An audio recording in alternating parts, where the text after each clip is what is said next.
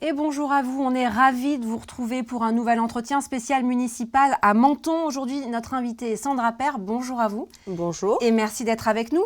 Alors, vous nous regardez peut-être sur YouTube ou sur France.tv, mais au moment où on enregistre cet entretien, on est aussi en live sur TikTok. Et si vous l'êtes aussi, ça tombe très bien parce que vous allez pouvoir interpeller directement Sandra Père, lui poser toutes les questions que vous souhaitez lui poser sur la ville de Menton. Et c'est Julie qui les relaiera. Bonjour Julie, je suis ravie de vous avoir à mes côtés. Bonjour Nathalie, plaisir partagé. Effectivement, comme vous venez de le dire, nous suivons toutes les questions que vous êtes en train de poser sur ce live. Alors, on a déjà reçu pas mal de questions pour vous, Sandra Père, via nos réseaux sociaux et les journaux télévisés.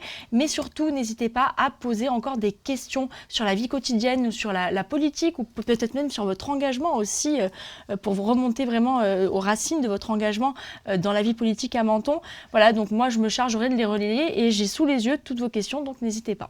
On est évidemment impatiente de les connaître. Sandra Père, vous êtes donc candidate d'hiver droite. À Menton, vous avez 56 ans. Vous avez été la première adjointe de l'ancien maire Jean-Claude Guibal jusqu'à son décès en octobre 2021. Vous êtes chef d'entreprise. On a nous aussi plein de questions à vous poser sur votre programme, sur votre parcours. Et si vous êtes là aujourd'hui, c'est parce que vous avez décidé de maintenir votre candidature malgré le fait que votre parti, en réalité maintenant votre ancien parti, les Républicains, a décidé de soutenir un certain Louis Sarkozy à Menton. On va bien sûr en reparler, mais moi je me demande si vous n'êtes pas la candidate, toute ville confondue sur la Côte d'Azur, qui est partie le plus tôt en campagne.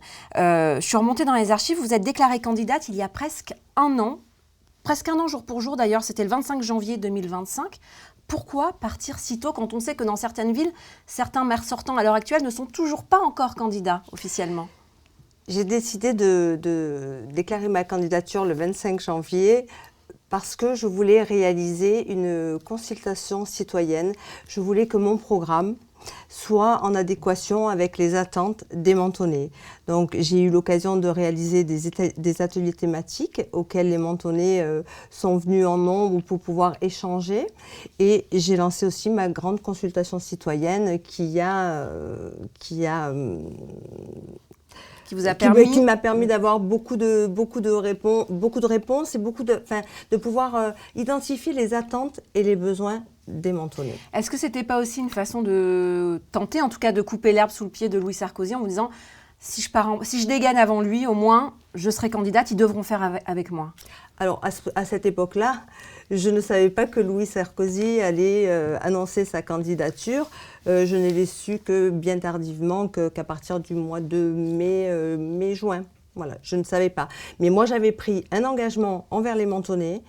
Et comme je suis quelqu'un de fidèle, de loyal et qui a à cœur de tenir ses engagements, ce qui manque souvent en politique, j'ai maintenu ma candidature. Alors, il faut en parler de cette candidature de Louis Sarkozy, pas seulement parce que c'est Louis Sarkozy, mais aussi parce que ça va nous faire dérouler la pelote de laine de toutes les embûches qui ont été sur votre parcours politique. Donc d'abord, l'embûche Sarkozy. Au départ, c'est votre ancien directeur de campagne, je crois, qui veut vous le présenter. Qu'est-ce qu'il vous dit à l'époque? Est-ce que vous comprenez qu'en réalité, alors non, c'est pour prendre la tête de liste? Pas du tout, je comprends pas parce que j'avais espoir encore qu'il y ait un peu de loyauté. Mon ancien directeur de campagne, celui qui organisait ma campagne en 2022, m'appelle en disant j'aimerais bien te présenter Louis Sarkozy, il vient d'écrire un livre, est-ce que tu es d'accord pour le rencontrer? Donc oui. En soi, oui, il écrit un livre, il est essayiste. Bon, je n'avais pas pensé qu'il allait s'essayer en politique. Donc, voilà. La veille de notre rendez-vous, dans les médias sort comme quoi, enfin les articles, c'était à l'époque Olivier Bettati qui avait sorti, qui avait lâché cette information. Ancien candidat à Menton. Ancien candidat RN à Menton. Qui n'est plus du tout RN à l'heure où on parle actuellement. Actuellement dans le camp estrosiste. Voilà. Et donc moi, je m'interroge. Donc c'est lui qui commence à sortir la rumeur sur la possible candidature de Louis Sarkozy. À lancer la rumeur. Et vous devez le rencontrer le lendemain? Je le rencontre le lendemain. En amont de cela, il avait appelé quelques colistiers, quelques soutiens, donc voilà. Et la rencontre a lieu. Ah oui, parce que votre ancien directeur de campagne, du coup, il a tous les contacts de vos colistiers, il connaît votre programme. Il a toutes les clés de votre campagne, forcément. Il a surtout mon programme de 2022. Je rappelle que je n'ai perdu que de 300 voix. Et c'était un programme qui était conséquent, qui était bien bâti, qui était bien en adéquation avec les attentes de la population. Donc, voilà. Et là, vous vous dites première peau de banane sur le parcours de cette campagne qui va être longue. C'est pas la première, hein, puisque depuis 2021, j'ai eu quand même beaucoup de peaux de banane, mais j'ai bien l'intention d'aller jusqu'au bout, d'être courageuse et battante. Mais pourquoi à ce moment-là, vous vous dites pas, bah oui, après, pourquoi pas en fait former un duo avec Louis Sarkozy? Vous avez votre ancrage local, vous êtes mentonnaise depuis vos 3 ans et demi, je crois. C'est ça, lui, il a une exactement. notoriété nationale, ça aurait fait un bon ticket en fait à Menton. Ça fait un bon ticket, peut-être, mais quand vous annoncez votre candidature le 25 janvier, comment vous pouvez prétendre à avoir une intégrité, une loyauté envers la population mentonnaise et leur dire « Ah ben non, vous savez, j'y vais pas, je me range derrière. » Non, je vais au bout de mes convictions, je vais au bout de ma passion et au bout de la loyauté. C'est ce qui manque. Et malgré les pressions que vous avez subies, on se souvient que Renaud Muselier, qui est président du conseil régional, et vous faites partie de sa majorité en tant que conseillère régionale, vous demande de vous ranger derrière Nicolas Sarkozy. Jusqu'où elles sont montées, les pressions ? Elles sont montées jusqu'au niveau national, mais au niveau national, c'est vrai qu'il a eu beaucoup de tact en m'appelant. C'est qui il ? C'était Bruno Retailleau qui m'avait appelé, mais j'avoue qu'il a eu beaucoup de tact et beaucoup de délicatesse. Et je tiens à l'en remercier quand même parce que je me suis sentie considérée, parce que le problème au sein des LR, c'est qu'on nous demande une loyauté, on nous demande un engagement, on nous demande de porter l'image des LR. Puis quand vous avez besoin, il n'y a plus personne, quoi. Et Bruno Retailleau, à l'époque, il est ministre de l'Intérieur. Il est ministre de l'Intérieur. Mais il vous dit quoi ? Je suis embêtée, c'est le fils de Nicolas Sarkozy, je suis obligée de faire avec. Ils ont beaucoup de tact, ces gens-là. Beaucoup de tact. Mais c'est en gros le message qui vous fait passer. Après, il y avait donc la région qui me demande, pareil, de retirer ma candidature, de suivre la candidature de Louis Sarkozy. J'ai eu des propositions, mais Menton, pour moi, ce n'est pas un tremplin. Je ne vise pas de mandats nationaux. Je vise Menton, rien que Menton, l'ancrage local, la proximité et l'amour que j'ai pour mes habitants. Je n'habite pas épisodiquement à Menton, j'y vis, j'y travaille, j'y élève mes enfants et je ne viens pas d'arriver. Voilà. Mais oui, Julie. On peut peut-être en profiter pour rebondir sur une question d'Irène qui habite à la Turbie. Vous l'avez évoqué, votre engagement, le fait que vous êtes mentonnaise. Elle voudrait savoir, vous, dans votre parcours personnel, hormis que vous êtes originaire de la ville, qu'est-ce qui vous a poussé à vous engager en politique ? Est-ce que vous vous souvenez d'un moment en particulier où vous avez eu le déclic ? Vous savez, moi, je suis quelqu'un qui aime servir. Qui aime servir les autres, mettre à la disposition, accompagner, aider.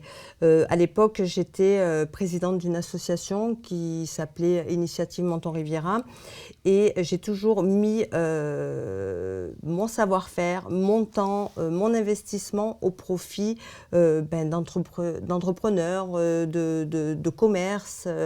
J'ai même à ce moment-là créé la première boutique éphémère à Menton.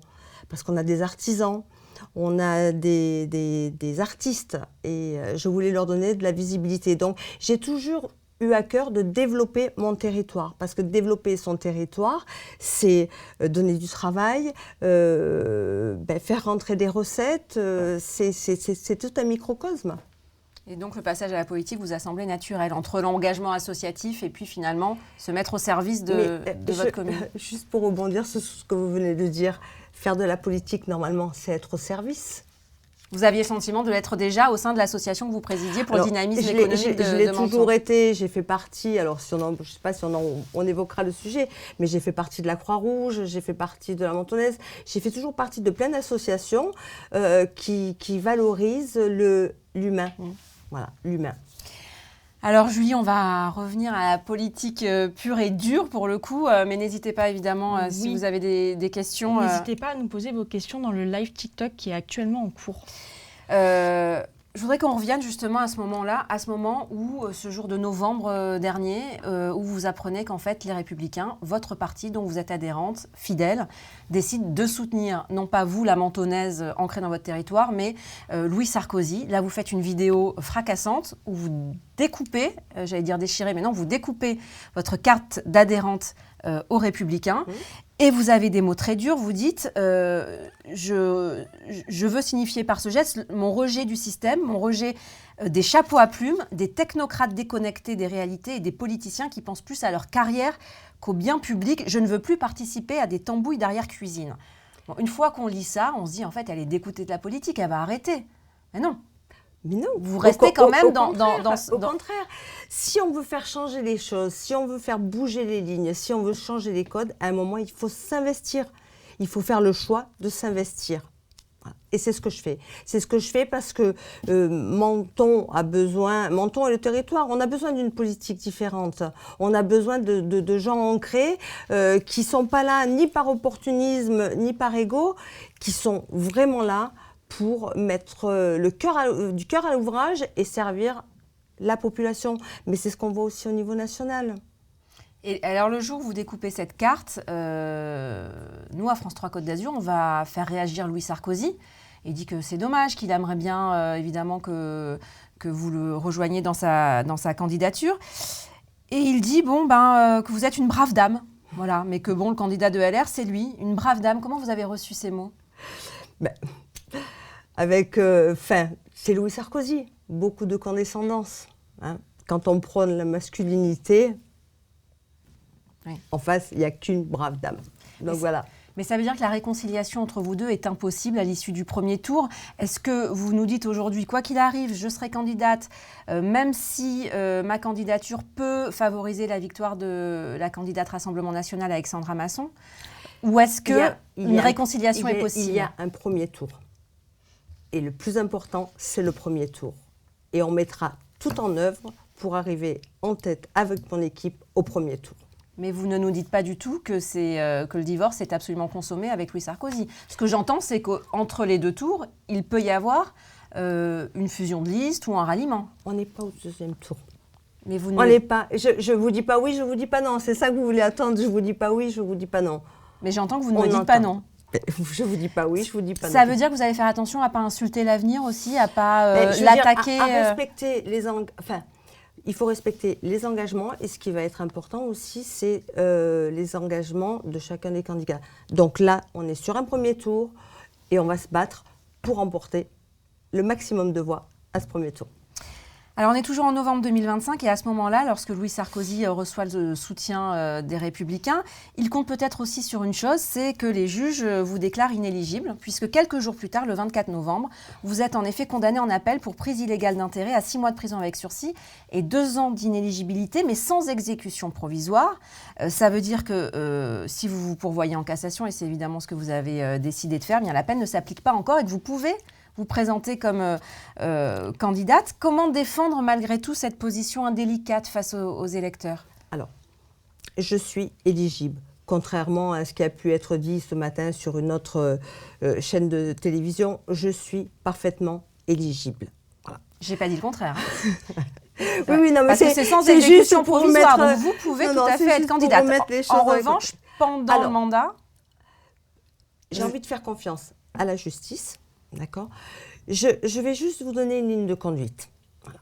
Le procureur à l'époque m'avait demandé de faire une reconnaissance préalable de culpabilité, comme beaucoup d'élus du 06 font, même du territoire... Ce qui vous aurait évité un procès.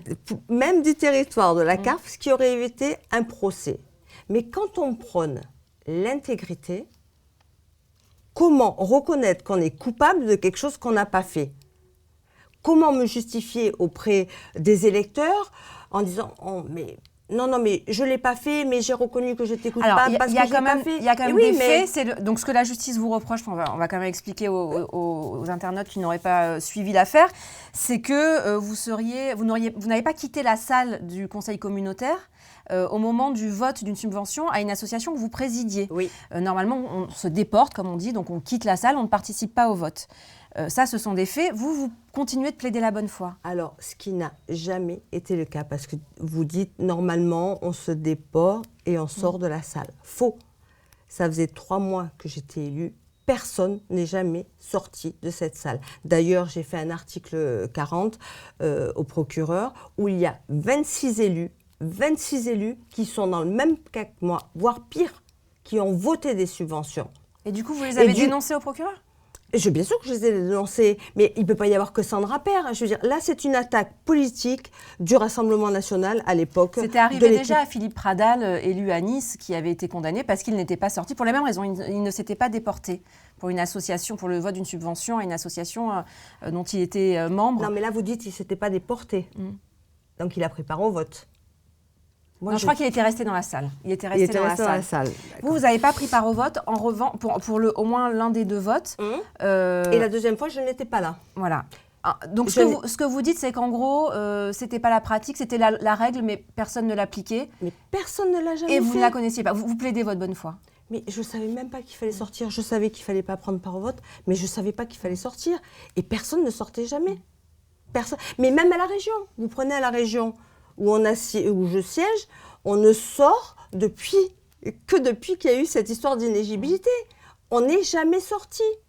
Julie, il y a une question, je crois, sur ce sujet. Oui, justement, à ce sujet, c'est Massimo à Menton qui se pose la question et qui, donc vous dites que vous avez confiance en la justice, mais malgré tout, les Mentonnais se posent la question s'ils votent pour vous et si malgré, enfin voilà, en pourvoi en cassation, la justice reconnaît votre peine d'inéligibilité. Qu'est-ce qui se passe? Est-ce que vous pouvez rassurer ces Mentonnais qui pourraient voter pour vous, mais qui se disent « mais qu'est-ce qui va se passer ?» Je continuerai de me battre jusqu'au bout. Jusqu'au bout, j'ai envie de faire confiance à la justice. Il y a eu la loi sur la protection des élus qui a été votée le 8 décembre 2025, qui est plus douce. Donc j'ai envie de faire confiance à la justice et à la loi. Mais dans les faits, parce qu'on peut dire j'ai envie de faire confiance et être optimiste, on comprend évidemment votre état d'esprit vu de là où vous êtes, mais dans les faits, vous pouvez être déclaré inéligible en cours de mandat et devoir rendre votre mandat. Est-ce que vous anticipez quand même cette possibilité? Est-ce que vous avez déjà réfléchi à qui serait votre premier adjoint et à la manière de gérer cette situation? Bien sûr que j'ai anticipé. Je veux dire, j'ai une équipe, on anticipe tous les cas de figure. Et alors, tout comme Marine Le Pen a son plan B qui est Jordan Bardella, quel est votre plan B? Ce sera la surprise du plan B. Mais je ne veux pas penser à ça. Vous ne pouvez pas être négative en disant quel est le plan B. On y réfléchit, mais depuis le début, je me bats, je continuerai de me battre. L'avocat à la cassation est positif, donc j'ai envie de me battre. Et je me bats toute seule. Parce que depuis le début, je n'ai pas dépensé un seul centime de l'argent des Mentonnais. Contrairement à d'autres élus qui ont demandé la protection fonctionnelle, j'ai fait le choix d'être élu, c'est à moi d'en assumer les conséquences. La protection fonctionnelle, c'est le fait de faire payer ses frais d'avocat par la commune. Voilà, il y a certains élus qui ont fait le choix de faire payer leurs frais d'avocat. Moi, j'estime que j'ai fait le choix d'être élu, c'est à moi de me défendre. Et je n'ai pas pris un seul euro aux Mentonnais pour me défendre. Alors, on a parlé de l'embûche Louis Sarkozy, on a parlé de vos déboires judiciaires, mais quand on continue de dérouler cette fameuse pelote de laine, on arrive en 2022 et c'est très intéressant sur les positionnements des uns et des autres. Parce que là, donc en 2022, les Mentonnais doivent retourner aux urnes. À ce moment-là, c'est Yves Juel qui est maire sortant et vous vous retrouvez avec lui dans une triangulaire, avec un candidat proche du RN, je crois même encarté au RN, je ne voudrais pas dire de bêtises, proche du RN. Il était soutien RN, mais il n'était pas encarté. Avec sur sa liste des colistiers LR. Et vous vous tournez vers votre parti de l'époque, les Républicains. Et vous demandez l'autorisation de pouvoir vous rallier avec lui, et en tout cas de faire une seule liste, en allant chercher sur sa liste les candidats LR, pour pouvoir faire une liste LR. Et donc, espérer l'emporter face à Yves Juel. Et là, vous demandez évidemment à votre parti et donc au patron de l'époque, Éric Ciotti. Oui. Qu'est-ce qu'il vous dit à l'époque? Non, pas d'alliance avec le RN ou une liste qui a été soutenue par le RN. C'était quelque chose d'inacceptable pour lui à l'époque. C'était quelque chose d'inacceptable et d'autant plus que Yves Juel, à l'époque, juste après le décès de Jean-Claude Guibal, donc c'était le 9 novembre, Yves Juel a été élu avec les voix du Rassemblement national. Au sein du conseil municipal. Au sein du conseil municipal. Il a les votes des conseillers municipaux élus pour devenir maire à une voix près, je crois, face à vous. À une voix près, sachant que le soir même, il y a 2 conseillers de la majorité d'Yves Juel qui démissionnent. Parce que ces conseillers, j'ai eu le temps d'échanger un peu plus tard avec eux, m'ont dit mais on n'était pas au courant que Yves Juel avait fait un accord, et on est encore toujours dans les accords, la manipulation, avait fait un accord avec le Rassemblement national pour être élu. Et donc Éric Ciotti qui vous dit en 2022, impossible de vous rapprocher d'une liste menée par un proche du Rassemblement national, quand vous le voyez nouer son alliance avec le RN en 2024 ? Je suis contente de ne pas être encartée et de ne pas avoir d'étiquette. Voilà. Ouais. À l'époque, vous étiez les Républicains. À l'époque, j'étais les Républicains. Voilà. Mais ça vous étonne, ça vous Non, déçoit? ça m'étonne pas, parce qu'on est dans un système où je te donne ça, tu me donnes ça. En fait, je suis libre. J'ai rien à rendre à personne. Et ça, c'est important, d'être libre. Libre de présenter votre programme, et on en vient justement à votre programme. Si vous êtes élu, quelle est la première décision, le premier chantier prioritaire que vous voulez ouvrir pour Menton? Alors, avant d'ouvrir n'importe quel chantier à Menton, quand on parle de projets impactants ou urbanistiques, ce sera de faire un audit des finances de la ville. C'est important de savoir la situation exacte de la ville, des finances de la ville de Menton. Mais vous avez siégé dans l'opposition, vous savez, vous avez voté les budgets, vous savez ce qu'il y a dans les caisses de la ville. Bien sûr, mais je préfère avoir ce qui va arriver. Vous savez, on a cette difficulté avec les plages. Oui. Les plages. On a budgété 1 900 000 euros. Il faut l'expliquer un peu. Alors voilà. Alors, vous voulez qu'on explique comment ça s'est passé? Toutes les plages qui ont été ouvertes et fermées? Et rapidement, et surtout, du coup, l'impact sur les finances de la ville et l'incertitude financière que ça engendre, selon vous. Alors, sur les plages qui avaient été attribuées, donc il y avait 7 plages, 7 plages. Il n'y en a que 3 qui sont restées ouvertes. Et on a 4 plagistes qui n'ont pas pu faire la saison, qui ont été fermés, avec des investissements qui sont de l'ordre de 350 ou 600 000 euros. Elles ont fermé. Ces plagistes se sont retournés, bien sûr, contre la collectivité, puisque la préfecture avait annulé leur délégation. Donc, ces 4 plagistes ont porté plainte, se sont retournés contre la ville.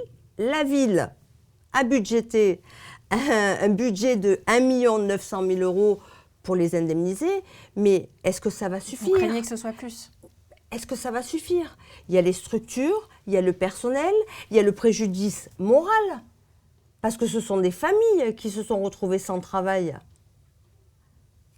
Donc, je préfère avoir une situation claire et nette des finances de la ville, sans parler de toutes les procédures, parce qu'il y a d'autres procédures judiciaires, les ports, etc. Vous craignez des frais d'avocat qui plombent les finances? On a déjà des frais d'avocat qui sont très importants, très importants. Alors, une fois que vous faites cet audit, vous savez à peu près quelle est votre marge de manœuvre financière. Je vous repose la question, vous engagez quel chantier prioritaire? Alors, le premier chantier, ce sera la police municipale. L'augmentation des effectifs de la police municipale, vidéosurveillance, bornes d'arrêt d'urgence, présence, alors il faut que je détermine îlotage. Îlotage, c'est avoir une présence de policiers dans différents quartiers. C'est pour ça que j'avais dit, quand j'ai lancé ma campagne le 25 janvier, je veux du bleu dans les rues. Voilà, parce que le bleu dans la rue, ça rassure, ça permet de faire de la prévention plutôt que de faire que de la répression. Voilà. Juste un constat. À Menton, donc Menton et Roquebrune et Beausoleil, on avait 147 policiers nationaux. On avait une BAC, on avait un GSP, on avait des forces de police. Aujourd'hui, ils sont 74 peut-être 80, avec 20 Mais les administratifs. policiers municipaux n'auront pas les mêmes pouvoirs et ne pourront pas remplacer ces policiers nationaux dans tous les domaines. Non, mais on peut les renforcer. Quand vous avez soit 80 policiers nationaux avec 20 administratifs où ils ne sont pas en capacité de pouvoir tout gérer, avoir une police municipale auquel on peut donner des prérogatives, ça renforce. Ça Julie, renforce. la sécurité, c'est un thème qui intéresse Oui. nos internautes. Oui, on a notamment une question de Nexa sur TikTok qui demande effectivement ce que vous allez faire contre l'insécurité. Vous venez de le dire, donc doubler les effectifs de la police municipale et contre les trafics. On n'est pas loin de la frontière avec l'Italie. Est-ce que vous prévoyez d'autres mesures en termes de sécurité ? Alors, il y aura de la vidéosurveillance. Je rappelle quand même que la frontière, c'est une prérogative de l'État. Les contrôles aux frontières, ils doivent y être. Et avoir une augmentation de la vidéosurveillance. Et je vous dis, il faut des rotations. Il faut avoir la sensation de se sentir en sécurité. Après, Menton, ce n'est pas une ville où la délinquance est... c'est pas Marseille ou d'autres villes. C'est quoi le constat justement? Parce que vous voulez beaucoup plus de policiers municipaux, beaucoup plus de caméras. Non, mais Quel est le constat? Est-ce que c'est pour rassurer les Mentonnais ou est-ce qu'il y a un vrai constat de faits d'incivilité ou d'agression plus importante qu'avant? Est-ce qu'il y a vraiment une insécurité grandissante? Il y a un peu plus d'insécurité, mais sur des petits délits. Voilà, petits délits. Mais il faut avoir la... Je me souviens quand on avait tous ces bals, ces festivités à Menton, quand on avait un dynamisme touristique où on avait de véritables événements, on avait une présence policière partout. Là, on ne les voit pas, mais on ne les voit pas parce qu'ils ne peuvent pas, c'est juste parce qu'ils ne sont pas assez. Est-ce que vous-même, vous sentez en insécurité à Menton? C'est une Non, question qui nous est posée. Je ne me sens pas en insécurité à Menton. Je me sens pas en insécurité, mais mes filles non plus. Après, il faut avoir de la vidéosurveillance. Alors, on privilégie aussi la vidéosurveillance, mais c'est toujours pareil, la vidéosurveillance. Il faut qu'il y ait quelqu'un derrière les caméras. C'est ce que disait hier à votre quelqu'un place qui les exploite. Laurent Lancard. Voilà, on peut avoir toutes les caméras du monde. Les caméras, ça va permettre de résoudre certains délits ou d'avoir... mais il faut qu'il y ait quelqu'un derrière les caméras. Mais donc, vous êtes... Allez-y, Julie. Non, et pour rebondir là-dessus, vous-même, vous ne vous sentez pas en insécurité, mais est-ce que vous comprenez quand même ce sentiment d'insécurité que peuvent avoir certains Mentonnais? Mais bien sûr, je le comprends, je suis une maman. Moi, j'ai envie que chaque ado puisse rentrer un peu tard le soir quand il a fait son sport, quand il a fait sa danse. Il peut rentrer. Pour vous poser la question plus franchement, ça craint à Menton le soir justement quand on veut rentrer de son sport? Non, ça craint pas tout le temps. Ça craint pas. C'est pas une ville qui manque de. Enfin, la sécurité, c'est une ville tranquille quand même. C'est une ville paisible. Mais alors pourquoi vouloir absolument plus de policiers, plus de vidéosurveillance? Est-ce que c'est aussi parce que vous savez que c'est sur ce terrain-là qu'Alexandra Masson, la députée RN, va mener campagne à Menton? Non, pas spécialement, mais c'est aussi un sentiment un sentiment qui m'est remonté des administrés. Voilà. On veut être plus en sécurité, on veut pouvoir sortir tranquillement, et avoir du bleu dans les rues, ça rassure. Ça rassure et ça permet des interventions plus rapides. C'est pas un sentiment injustifié à vos yeux, le sentiment d'insécurité des gens? Vous savez, l'insécurité, chacun la ressent de manière différente. Mais en tant que maire, on doit répondre aux obligations, aux attentes, aux besoins de sa population. Et vous parliez des jeunes qui rentrent du sport, justement. Qu'est-ce que vous leur proposez à ces jeunes si vous êtes élu maire pour qu'ils aient accès à plus d'activités, plus d'infrastructures? En quoi leur vie va changer si vous êtes élu? Alors, elle va changer parce qu'on va avoir des conventions d'objectifs avec des associations, de manière à dynamiser leurs relations avec les jeunes. Alors, je ne vais pas vous dire où, je ne vais pas vous dire quoi. Vous auriez voulu avoir l'exclusivité, mais on va créer un grand complexe pour la jeunesse. Ben Un grand complexe. Vous nous dites déjà quoi? Un grand complexe sportif, culturel, voilà, avec une maison des jeunes. Mais je ne vous en dirai pas plus. Mais il reste encore du foncier à Menton pour pouvoir installer ça quelque part? Mais je ne vais pas bétonner pour bétonner, hein. Si je prends le risque de vous dire on va construire, c'est que c'est sur un lieu déjà peut-être qui est construit, ou peut-être qu'on peut améliorer, tout simplement. Près de la plage, dans le centre-ville. Vous êtes curieuse. Bah oui, c'est mon métier, je suis payée pour ça. Vous êtes curieuse. Bon, on attendra un peu. D'ailleurs, je crois que c'est début février que vous présenterez l'intégralité de votre programme lors d'un meeting. Justement, c'est gentil de me donner l'occasion de pouvoir échanger là-dessus. Le 6 février, au Palais de l'Europe, je dévoilerai les 15 premières mesures phares du programme et l'ensemble de la liste de colistiers. Il y a quand même une mesure dont vous pouvez nous parler peut-être aujourd'hui et qui concerne toutes les familles qui ont des enfants en bas âge, voire des bébés. C'est la situation des crèches à Menton. Alors, on manque de places de crèche. Il va y avoir la création d'une crèche donc, en bas du Borigo. Mais ce qui m'interpelle, c'était pas plus tard qu'il y a 2 jours, je discutais avec une mamie qui n'est pas à la retraite parce qu'elle est jeune, elle avait presque mon âge, et elle me dit mais mes enfants, on est embêtés pour la crèche, elle ferme au mois d'août, elle ferme, et on ne sait pas quoi en faire. Donc il y a quelques assistantes maternelles qui font extrêmement bien leur travail, qui pallient des fois aux défaillances de la mairie. Moi je veux des crèches ouvertes plus tôt, plus tard. Je veux simplement que les parents, quand ils rentrent le soir, ne soient pas, excusez-moi l'expression, en speed ou en colère. On arrive à la maison, on est super énervé. C'est pas bon, ni pour les parents, ni pour les enfants. Donc, on doit leur donner cette qualité de vie. Donc, une amplitude horaire plus importante, pas spécialement fermée au mois d'août, parce qu'il y a des agents aussi, des fonctionnaires qui peuvent peut-être pas prendre leurs vacances au mois d'août, mais qui n'ont pas le choix. Donc, améliorer le cadre de vie, et pour les agents, et pour les familles. Mais ça, c'est qu'une mesure. Vous en aurez d'autres après. Voilà, mais en tout cas, c'est une mesure annoncée sur ici Côte d'Azur, et merci.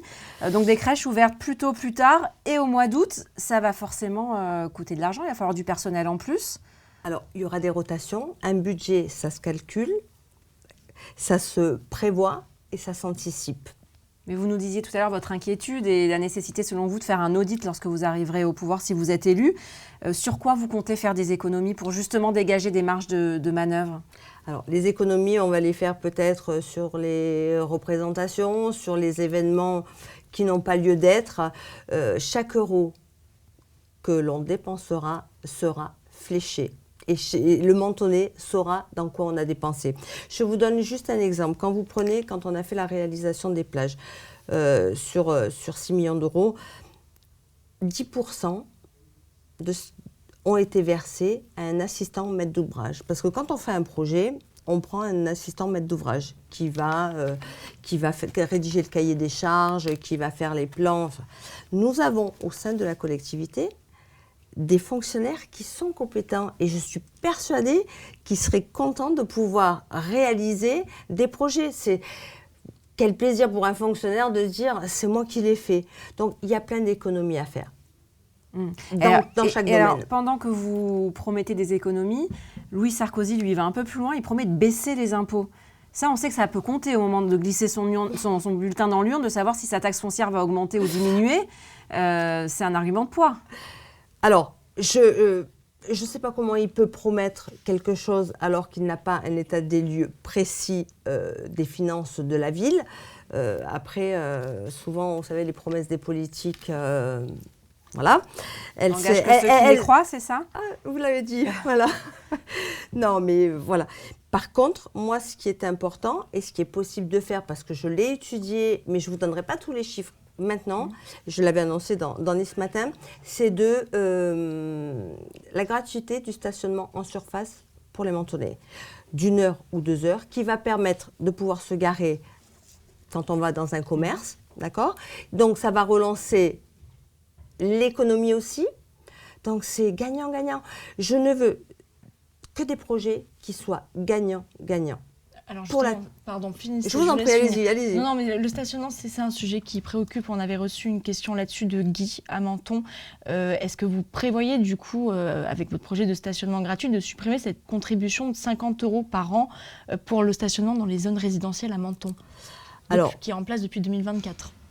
Alors, non, je ne vais pas la supprimer. Par contre, il y aura du stationnement gratuit. Il y aura mais je le dévoilerai plus tard, il y aura une réorganisation du stationnement. Mais ce ne sera pas supprimé. Non. Les stationnements, c'est 50 € par an. Vous allez à Roquebrune-Cap-Martin, c'est 20 € par mois. Hein. Donc, vous dites que ce n'est pas une grosse contribution. 50 € par an, ce n'est pas une grosse contribution. Pardon. Par contre, il faut être sûr qu'ils aient de la place. Et actuellement, ils payent 50 € à l'année et ils ne sont pas sûrs d'avoir une place dans les zones bleues. Donc, et vous faites comment justement pour trouver des nouvelles places ? Pour libérer en tout cas, pour faire en sorte qu'en effet, quand ils rentrent le soir et qu'ils ont payé leur abonnement annuel… un peu plus tard.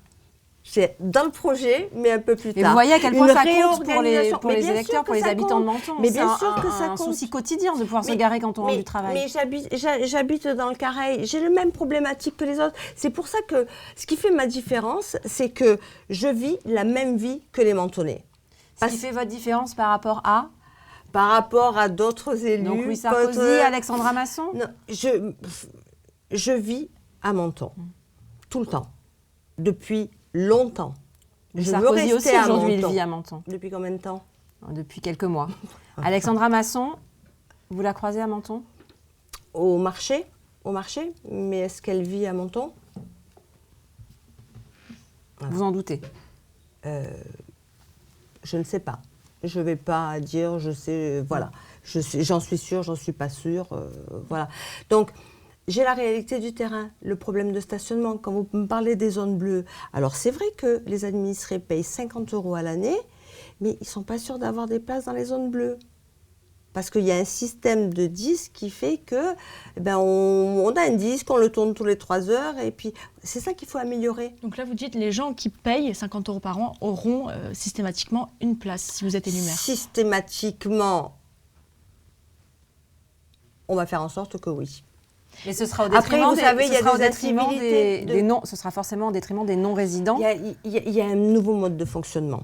Laissez-moi le temps de développer dans le programme et puis vous aurez tous les éléments de langage. Rendez-vous début février donc. Et il y a eu quand même cette question sur le live. Est-ce qu'il ne vaudrait pas mieux des pistes cyclables plutôt que des parkings gratuits finalement ? Pistes cyclables, alors il y en a une actuellement. J'avoue que faire du vélo sur des carreaux de Menton qui se décollent toutes les 5 minutes, c'est pas vraiment agréable. Vous avez testé ? Le vélo sur non, j'ai eu souvent des appels, des pleins de Mentonnais qui m'ont interpellée en m'envoyant des photos, des carreaux décollés. Puis si vous prenez la piste cyclable qui est sur le trottoir, quand vous y allez avec les enfants, c'est dangereux. En même temps, une ville de bord de mer sans piste cyclable, ça n'existe quasiment plus en France. Il est temps, non, que Menton ait son domaine cyclable. Tout est possible, tout est réalisable. Mais on est dans un territoire quand même qui est suffisamment contraint. Et si l'on supprime quelque chose, il faut le mettre forcément ailleurs. Et c'est pour ça que je tiens absolument, et tous les projets seront faits comme ça, je tiens absolument à ce que les Mentonnais, de cœur ou de souche, parce que j'aime pas dire Mentonnais, c'est de cœur ou de souche, prennent à cœur leur ville et ils seront en capacité de participer à la vision et à tout ce qui sera fait à Menton. Je voudrais qu'on termine cette interview, Sandra Père, par un mot sur votre parcours personnel et politique et aussi par un mot sur votre vision de Menton. Vous y vivez, on l'a dit, depuis vos 3 ans et demi. En quoi cette ville, elle est différente selon vous aujourd'hui ? Cette ville, elle est un peu différente parce qu'il y a moins de... Comment dire ? Il y a moins de cohésion, de convivialité, d'échange. Souvent, quand je discute avec des administrés... Tu te rappelles quand il y avait le bal de... Tu te rappelles quand... C'est fou parce que je pensais que vous alliez me dire, depuis mes 3 ans et demi, elle s'est énormément rajeunie. Le visage de Menton a changé, les jeunes enfin viennent habiter à Menton. Alors attention. Et en fait, vous me parlez d'une certaine nostalgie du passé finalement. Je vous parle d'une nostalgie du passé par rapport à la cohésion, à la solidarité, à l'humanité, aux événements. Par rapport à ça. Par contre, Menton s'est embelli sur certaines infrastructures et Menton, quand on dit, je crois que c'est M. Sarkozy que c'est une ville de vieux, c'est pas une ville de vieux, Menton, c'est 33, 33, 33. C'est 33 de la naissance jusqu'à 25-30 ans, c'est 33 de 30 ans à 60 ans, et c'est 33% de 60 jusqu'à... voilà. Mais cette image d'une ville un peu endormie, elle est encore tenace? Ou c'est en train de changer aussi, selon vous? Alors, elle a manqué, pendant ce mandat, d'événements, de dynamisme, voilà. Je pense qu'il faut... Menton, c'est une ville qui a plein d'opportunités, où on peut faire des choses magnifiques, que ce soit en termes de culture, en termes d'animation, où on peut dynamiser pour les jeunes, pour les moins jeunes. Il faut juste mettre tout ça en cohésion et puis juste avoir envie de réaliser. Votre parcours professionnel, Julie, il y a des questions Il y avait d'internautes. une petite question sur laquelle peut-être on pouvait revenir, qu'on a rapidement évoquée juste avant, sur la participation des habitants de Menton à votre politique. C'est justement une question qui est revenue. Comment concrètement vous comptez donner la parole aux Mentonnais pour qu'ils soient pris, pour qu'ils puissent donner leur avis sur les différentes mesures? Vous l'avez fait pour élaborer le programme, mais une fois élu, si vous gagnez cette élection, est-ce qu'il y aura de la démocratie participative en clair? C'est ça, Julie? C'est exactement ça. Non, mais on a, depuis le début du lancement de ma campagne, et même avant, quand j'ai annoncé ma candidature, il a toujours été question de démocratie participative. Donc je vous invite, et j'invite la personne qui pose la question, à venir le 6 février au Palais de l'Europe. Elle aura la réponse à ces questions. D'accord, donc c'est une mesure qui reste encore... il y aura quelque chose, mais pour l'instant, vous ne pouvez pas le dévoiler. Je ne veux pas le dévoiler. Ce sera quoi, des comités de quartier, des référendums locaux? Des comités de quartier, il y en aura toujours. C'est pas très nouveau, ça. On a besoin... Il n'y a rien de nouveau. Mais il peut y avoir des référendums? Des consultations? Consultations, mais vous verrez, des réunions de quartier, il y en a plein. Est-ce qu'il y a beaucoup de monde qui s'y présente? J'en ai fait quelques-unes. Pas vraiment, mais moi, ce que je veux défendre, c'est quand on fait les réunions de quartier, d'accord? C'est bien de noter, mais il faut répondre. Il faut répondre. Donc vous répondrez? Mais bien sûr, mais sinon je ne me présente pas comme maire. Mais il faut répondre, il faut savoir dire oui, il faut savoir dire non, et si on dit non, expliquer pourquoi. Les gens, ils sont en capacité d'entendre à partir du moment où on leur donne des explications qui sont concrètes. Allez, on va dire un mot quand même de votre parcours professionnel, plus personnel. Vous êtes chef d'entreprise dans un milieu très masculin. C'est des déménagements. Vous avez une entreprise de déménagement. Oui. Est-ce que ça vous a aidé dans la politique de commencer par ce métier-là? Vous savez, quand on a des hommes, où on dirige que des hommes, il faut savoir avoir quand même une certaine autorité. Alors, contrairement, je suis très, très, parfois, pas timide, mais très humaine, réservée. Mais en même temps, voilà, quand je connais mon travail, je connais mon domaine, et quand j'ai monté la société de déménagement, donc c'était en 2003, tout le monde, parce que je fais les devis, je vais chez les clients, donc tout le monde me disait, mais on s'attendait à voir un grand monsieur, voilà. Puis en fait, non, voilà, ça m'a permis ce travail m'a permis de prendre en compte la sensibilité des gens, d'avoir une sensibilité particulière. Et je pense qu'en tant que femme, on a une sensibilité différente. Mais est-ce que c'est plus difficile d'être une femme dans un milieu d'hommes professionnellement ou d'être une femme en politique? Je pense que c'est plus difficile d'être une femme en politique, mais à partir du moment où on a la détermination, le courage et qu'on est battante, qu'est-ce qui nous empêche? Vous savez, je vais vous donner juste un exemple. Parce qu'on vient. Et dernièrement, j'ai eu des appels d'élus, voilà, d'élus, femmes, qui m'ont dit mais qu'est-ce qu'ils t'ont proposé? Qu'est-ce qu'ils t'ont dit? Pourquoi tu le fais? Qu'est-ce qu'on risque? Qu'est-ce que tu risques? Et j'ai dit, mais si tu as envie d'y aller, si tu as envie de le faire, si c'est dans tes tripes, personne ne peut empêcher. Ça s'appelle la démocratie.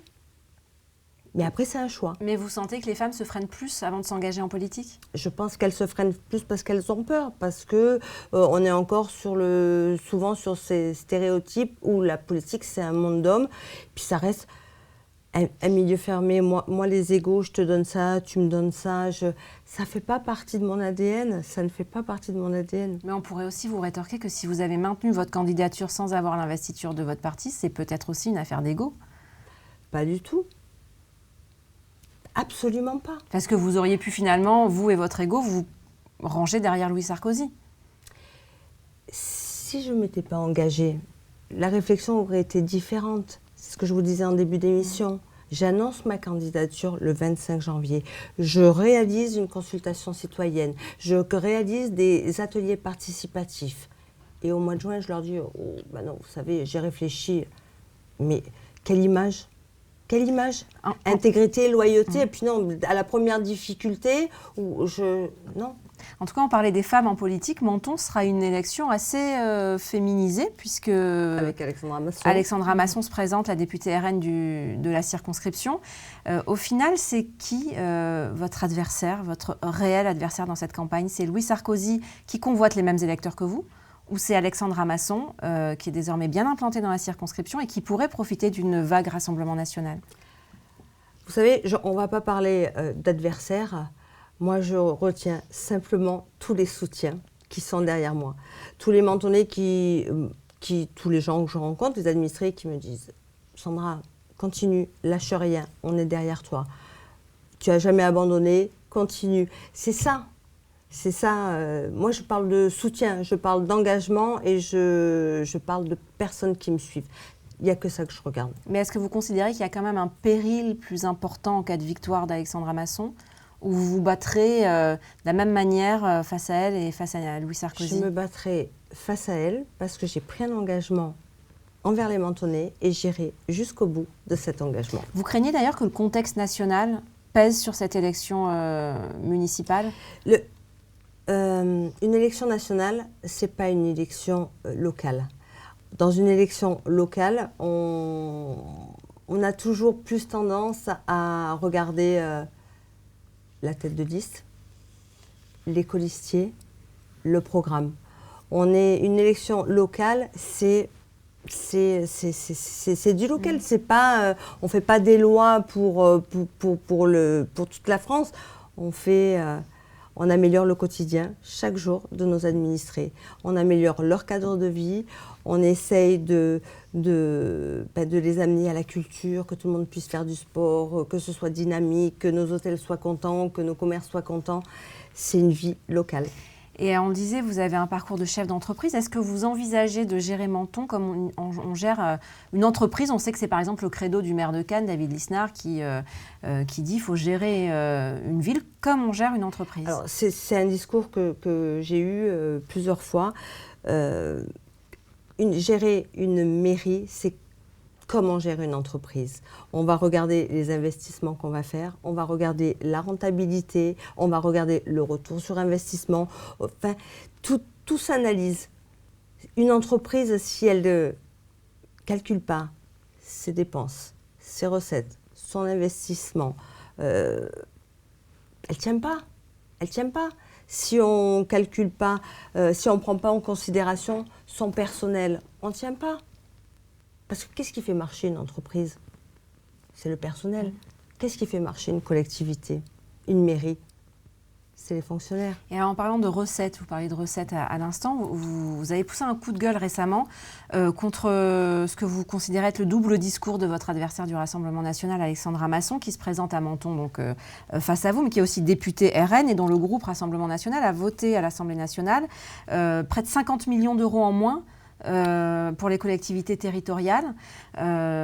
Si tout le monde doit se serrer la ceinture, au final, pourquoi aussi ne pas l'appliquer à sa propre commune ?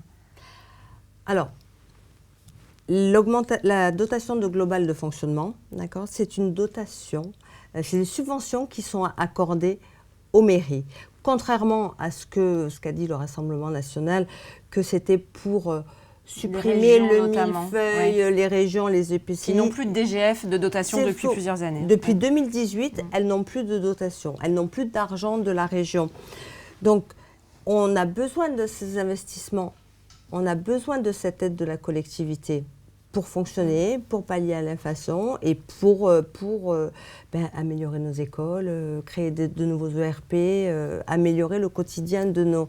Et quand on est maire, quand on veut être maire, on ne peut pas voter une telle mesure. Je pense qu'à un moment donné, il y a peut-être des recettes, enfin des dépenses à minimiser au niveau national. Et au niveau local, il y a d'autres choses qui plombent les finances de la ville. C'est les pénalités SRU, liées à la loi SRU sur les logements. Justement, c'est une question sociaux. Voilà, les logements sociaux, c'est une question de Sylvie à Menton.